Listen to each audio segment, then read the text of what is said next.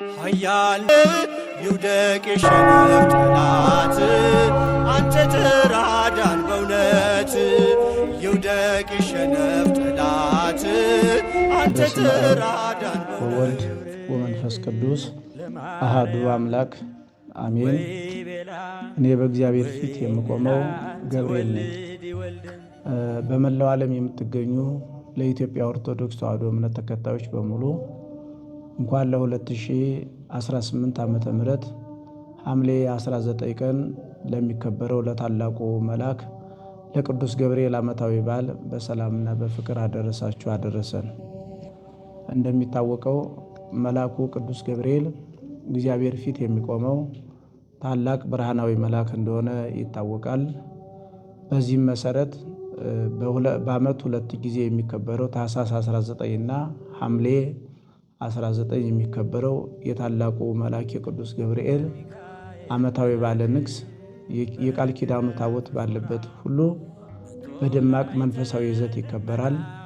በተለይም በገዳማችን በመንበረ መንግሥት ግቢ ቅዱስ ገብርኤል በርካታ ምዕመናን፣ ሊቃውንተ ቤተ ክርስቲያን፣ ብፁዓን አባቶቻችን በተገኙበት መንፈሳዊ ይዘቱን እንደያዘ ይከበራል። በዚህ ቦታ ላይ ሁላችሁም ተገኝታችሁ በዓሉን እንድታከብሩ በመልአኩ በቅዱስ ገብርኤል ስም መልእክታችንን እናስተላልፋለን። እንደሚታወቀው በዚህ አካባቢ በጣም በርካታ ምዕመናን ያሉበት ቦታ እንደሆነ ይታወቃል። ነገር ግን በልማት ተነሽነት አካባቢው ያለው ማህበረሰብ አማኙ ወደ ሌላ አካባቢ ስለሄደ አካባቢውም በኮሪደር ልማት ስለለማ አንዳንድ ስጋቶች ካሉባችሁ የፓርኪንግ ወይም የመኪና ማቆሚያ ችግር አለ ብላችሁ የምታስቡ ሰዎች ካላችሁ እሱን ከሚመለከታቸው ከመንግስት አካላት ጋር ተነጋግረን ሙሉ የመኪና ማቆሚያ የምናዘጋጅ ስለሆነ ያለምንም ስጋት መጣችሁ እንድታከብሩ ጥሪያችንን እናስተላልፋለን።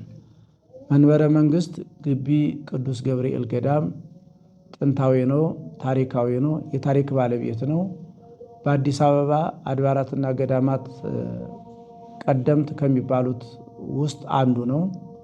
ይህም ቦታ ይህም ቤተክርስቲያን ከእድሜ ብዛት አንጻር የተነሳ ቦታ ቤተክርስቲያኑ ስላረጀና ጣራው እያፈሰሰ ሌላም ልዩ ልዩ ነገሮች ችግር ላይ ጉዳት ላይ ስለደረሱ እሱን የገዳሙ ሰበካ ጉባኤ የእድሳት ኮሚቴ በማቋቋም እና ከመንግስት ከሚመለከታቸው ከመንግስት አካላት ጋር ተነጋግሮ እድሳት ላይ ነው ያለው። እድሳቱ እየተሰራ ነው ያለ። ይህ እድሳት ሲባል እንደ ሌላው ዝም ብሎ አይደለም እየተሰራ ያለ፣ ሙሉ ሰርቪስ ወይም ሙሉ እድሳት እየተደረገለት ነው። ከታች አንስቶ እስከ ላይ እስከ ጣራው ድረስ ሙሉ እድሳት እየተደረገለት ነው ያለ። ከዚህም ከሚደረግለት ውስጥ አንዱ ስዕል ነው። ስዕሉ ቀደምት ነው፣ ጥንታዊ ነው። ገብታችሁ ብታዩት የምታውቁት ታውቁታላችሁ፣ የማታውቁት ደግሞ ስታዩት ስዕሉ በጣም ቀደምት ስለሆነ ያንኑ ማንነቱን ሳይለቅ ቀደምትነቱን ሳይለቅ ታሪካዊነቱን ሳይለቅ ሙሉ እድሳት ተደርጎለት አሁን ስዕሉን ሙሉ በሙሉ አጠናቀን እንገኛለን። ሌላው በውስጡ የሚሰራው ብዙ ስራዎች አሉ። ለምሳሌ ቀለም አለ። ቀለም ሲባል እንዲህ ዝም ብሎ አይደለም። ግድግዳው አጠቃላይ ተልጦ ኖራና ሲሚንቶ ለ2 ወር ለ3 ወር ተወግቶ እሱ እንደገና ታድሶ ቀለም እየተሰራ ቀለም አንድ ዙር ተቀብቷል። የሚቀረና አንድ ዙር ይቀረናል። እሱንም ወደፊት እናጠናቅቃለን ብለን እናስባለን። ሌላው ይሄ ፐርኬ ወይም የወለል ንጣፍ በእንጨት የሚነጠፍ ነው። እሱ ቅኔ ማኅሌቱን፣ ቅድስቱን፣ መቅደሱን ከነ ወለሉን ከነ ሙሉ ግድግዳው ዮናታን ቢቲ በሚባል ድርጅት ኃላፊነቱ የተወሰነ በሱ ገዳሙ እናንተ በምትሰጡት ገንዘብ ውል ገብቶ እያሰራን እንገኛለን።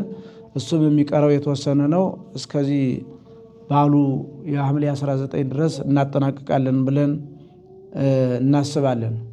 ሌላው ውስጡ ላይ ሳውንድ ሲስተም ወይም ድምፅ ማጉያው እሱም የውስጡ የቅኔ ማኅሌቱ የቅድስቱ የመቅደሱ ተጠናቆ የውጩን ከውጭ ይመጣል ብለን እየተጠባበቅን ነው ያለ። እሱም እንደዚሁ ለበዓሉ ይደርሳል ብለን እናስባለን። ሌላው ሙሉ ጣሪያው የውጩ ሙሉ ጣሪያው ነው የተቀየረ።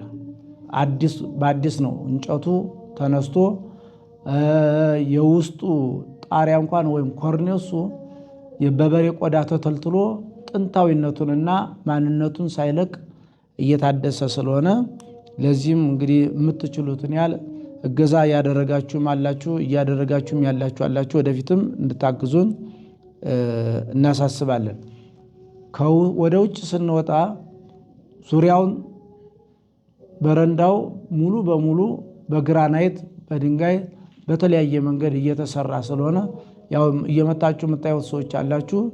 እሱም እየተሰራ ነው። አሁን የፋይናንስ እጥረት እየቸገረ እንደምታውቁት ሀገሪቱ ላይ ያለው ገበያው ከቀን በቀን እየጨመረ ስለመጣ ያለን ገንዘብ በትንሽ ማቴሪያል ላይ ብዙ ገንዘቦችን እያዋጣን ስለሆነ አሁን ትንሽ የአቅም እጥረትም እየፈጠረብን ስለሆነ ይህንን ድምፅ የምትሰሙ ሁላችሁም ለዚህ ጥንታዊና ስለተሰሚው ለመንበረ መንግስት ግቢ ቅዱስ ገብርኤል እድሳት እጃችሁን እንድትዘረጉ እናሳስባለን።